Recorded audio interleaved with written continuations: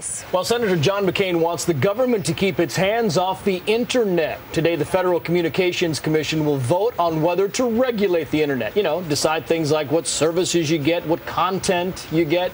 So the Arizona Republican wrote an op-ed in the Washington Times calling the plan another big government power grab.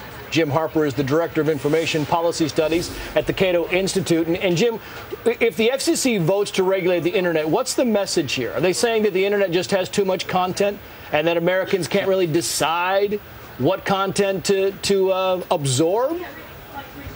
Well, there's nothing that this administration doesn't think it can't do better than the private sector, and apparently running the internet is one of them.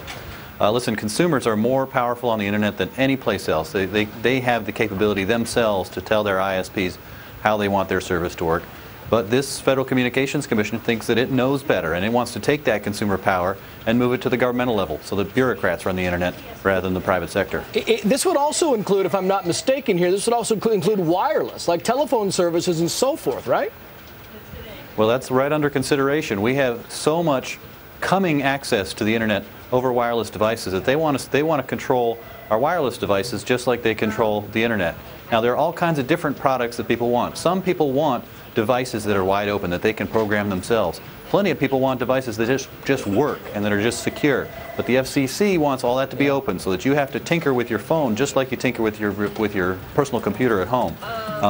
Let's let this burgeoning marketplace continue to grow rather than locking it down with regulation. Well, I think that's the concern here. That's if this regulation does come on board, is there a concern that this would kind of stifle expansion and stifle investment in the internet, which is a billion-dollar industry, a multi-billion-dollar industry?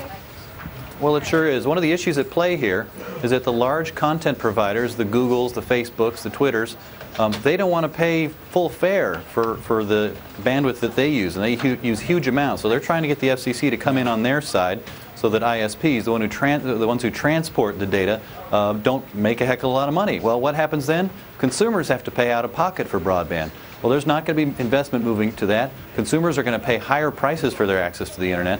This is governmental tinkering with a marketplace that is working really well and growing right now. The last thing we need is to cut that off. And the Communications Workers of America, the union that represents communications workers, has written objecting to this plan.